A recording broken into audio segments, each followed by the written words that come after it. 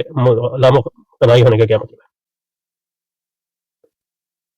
अक्ल के लिए जो अल्लामा इकबाल ने अंग्रेजी में लफ्ज़ इस्तेमाल किया है, but the revolution of the total infinite in mistake, इमाम गजाली के बारे में कहते हैं कि मिस्टिक एक्सपीरियंस में, यानी इसको सूफियाना वारदात तर्जुमा किया है हज़रत न्याज़ी साहब ने।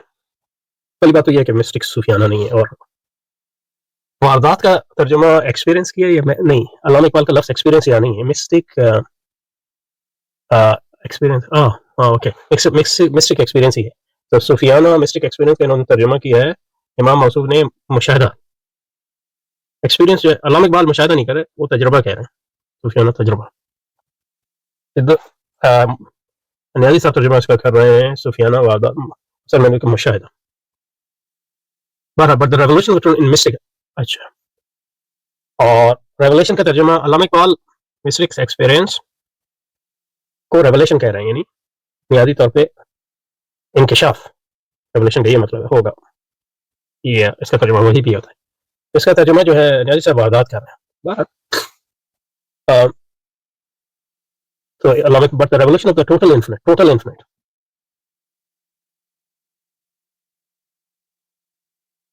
तो इन्फिनिट का मतलब है लामतनाही, टोटल का मतलब है कुल्ली। इन्होंने इसका तर्जुमा किया मजमूई लामतनाही, तो ठीक है, उससे क्या मुराद है? उसके मुराद जो है हकीकत बतौर कुल, वो हम ले सकते हैं। अभी एक चीज जिसको हमने छेड़ा नहीं है, वो ये कि जो लामतनाही कुल्ली या लामतनाही, अब ये नहीं पता उससे खुदा मुराद ले रहे हैं या क्या मुराद ले रहे हैं अल्लामा इकबाल। तो उसे ये कि लामतनाही का जो अल्लामा इकबाल का तस्वुर है वो हेगल वाला है, ये नहीं, लेकिन उसमें अभी नहीं जाऊंगा, अनलेस ये कि उसकी जरूरत पड़ी तो देखते हैं। तो लामतनाही का इन्फिनिट का सिर्फ ये मतलब है जिसकी कोई निहायत नहीं है। निहायत जो है दो माने में हो सकती है, कोई चीज़ जो है वक्त में हमेशा से और हमेशा रहेगी, और अगर हम स्पेस का सोचें यानी मकान का सोचें तो वो किसी चीज़, कोई चीज़ उसका अहाता नहीं कर सकती।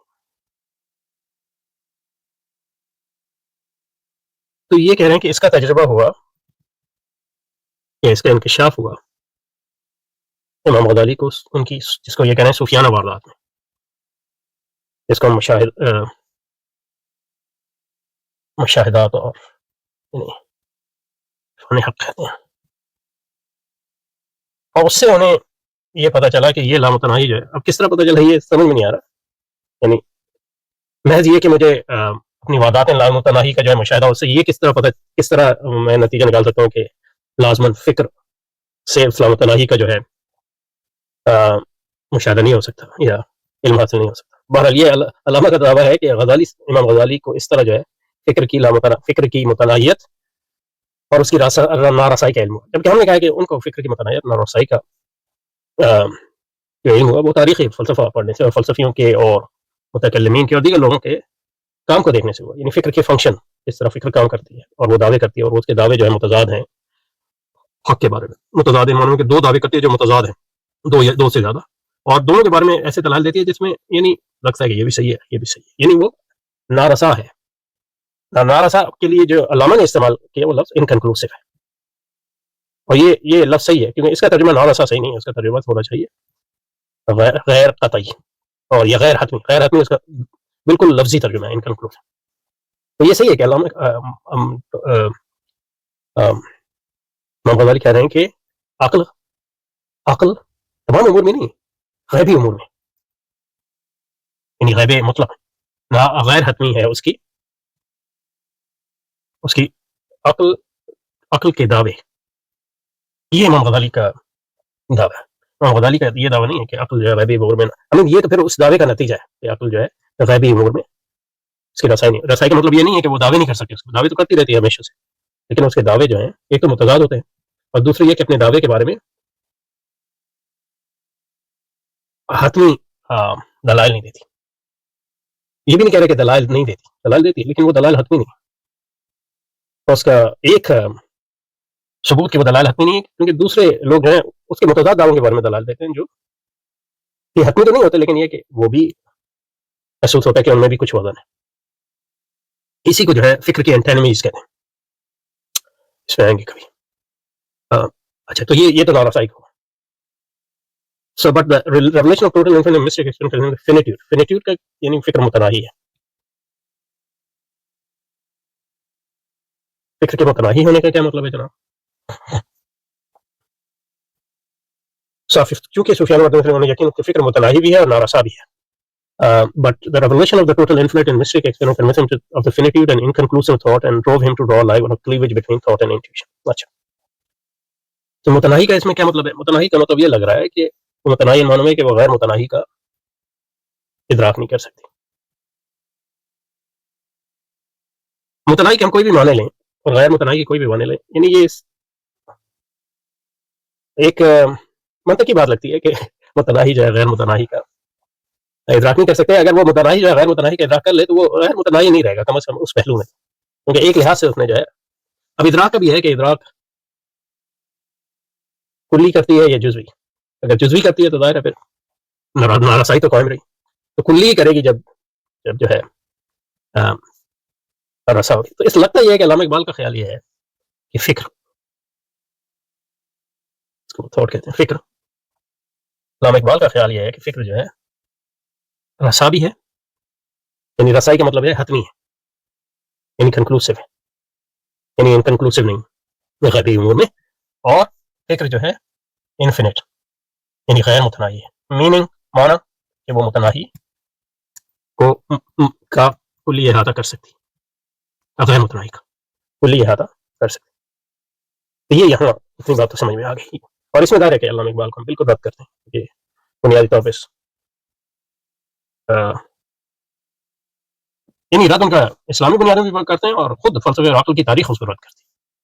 اب یہ کہنے کے بعد کہ امام غزالی جو ہے عقل کے دعووں کو غیر حتمی بھی سمجھتے ہیں، اور یہ بھی کہتے ہیں کہ عقل جو ہے غیر لامتناہی کا ادراک یا تو کر ہی نہیں سکتی، یا ادراک جو ہے وہ کلی ہوگا، جزوی نہیں ہوگا، حتمی. کیونکہ جب وہ حتمی نہیں ہوگا تو وہ کلی تو ہو ہی نہیں سکتا. اس پہلو سے اس کی اب وجوہات بیان کر رہے ہیں، اور وجوہات پہ آج تھوڑا سا یعنی اسٹارٹ کر شروع کر دیتے ہیں، لیکن اس کا یہ لمبا چلے گا. اور وجہ یہ بیان کر رہے ہیں کہ غزالی نے فکر اور وجدان میں نہ صرف یہ فرق کیا بلکہ ان کو متضاد چیزیں سمجھا.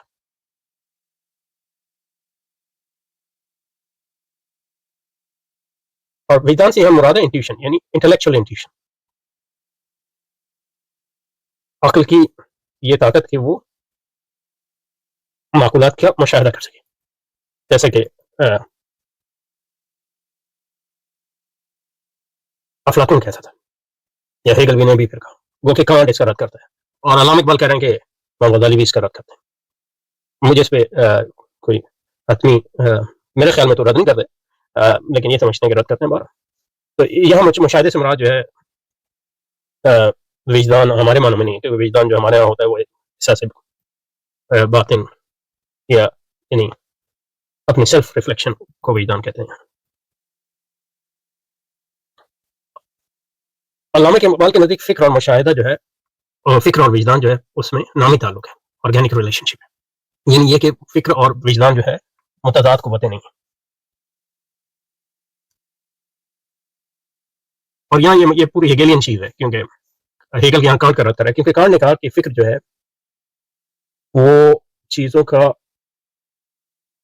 ادراک نہیں کرتی، وہ صرف چیزوں کو جن کا احساسات ادراک کرتے ہیں ان کی بنیاد پہ نتیجے نکالتی ہے، یا ان احساسات کی بنیاد پہ جو اطلاعات آتی ہیں ان کی ترتیب کرتی ہے. یہ لوگ کہہ رہے ہیں کہ فکر نہ صرف یہ کہ ترتیب کرتی ہے بلکہ اپنی وجدانی شکل میں یا انٹیوٹیو شکل میں ادراک بھی کرتی ہے. اور ہیگل کا اس کا پورا نظام ہے ایک. تو یہاں جو ہے وہ ہیگل سے متفق ہے علامہ اقبال، اور کہہ رہا ہے کہ امام غزالی اس حقیقت تک اس لیے نہیں پہنچ سکے کہ انہوں نے کانٹ کی طرح جو ہے فکر کے تنظیمی پہلو اور فکر کے ادراکی پہلو میں جو تعلق ہے اس کو نہیں پہچانا. یہ نہیں پہچانا کہ وجدان جو ہے فکر کا ہی ایک مظہر ہے یا فکر کا ہی ایک اظہار ہے. یہاں مطلب یہ کہ امام غزالی کی جو بھی رائے ہو، یا لیکن اس میں علامہ اقبال پہ جو سوال اٹھتا ہے وہ یہ اٹھتا ہے کہ اگر ہم یہ مان بھی لیں کہ فکر جو ہے اطلاع فراہم کرتی ہے، پھر بھی یہ بات تو قائم رہتی ہے کہ فکر جو ہے جو اطلاعات آپ کو فراہم کرتی ہے یعنی علی کو فراہم کرتی ہے اور جو اطلاعات جو ہے عمر کو فراہم کرتی ہے مثلا خدا کے بارے میں وہ اتنی مختلف کیوں ہے؟ کیونکہ ہم مطلب اپنے محسوسات میں وجدان یا ڈائریکٹ انٹیویشن کو مانتے اس لیے مانتے ہیں کہ مثلا میں اگر درخت دیکھتا ہوں اور علی مثلا درخت دیکھتا ہے عمر درخت دیکھتا ہے تو اس میں ایک آبجیکٹیوٹی ہے یعنی اس کو ویریفائی کر سکتے ہیں کہ جو عمر دیکھ رہا ہے اور علی دیکھ رہا ہے وہ تقریباً ایک ہی چیز دیکھ رہے ہیں کیونکہ اس سے جو وہ نتائج نکالتے ہیں وہ ایک ہی ہوتے ہیں. لیکن اس قسم کا کوئی اتفاق جو ہے عقل کے وجدان کے بارے میں ہمیں نہیں ملتا عقل کے انٹیویشن کے بارے میں. اس بنیاد پہ مطلب یہ ہے کہ ہم کہتے ہیں کہ جو علامہ اقبال یہاں دعویٰ کر رہے ہیں وہ درست نہیں ہے چاہے مطلب یہ کہ امام غزالی نے اس کا انکار کیا ہو یا نہیں کیا ہو.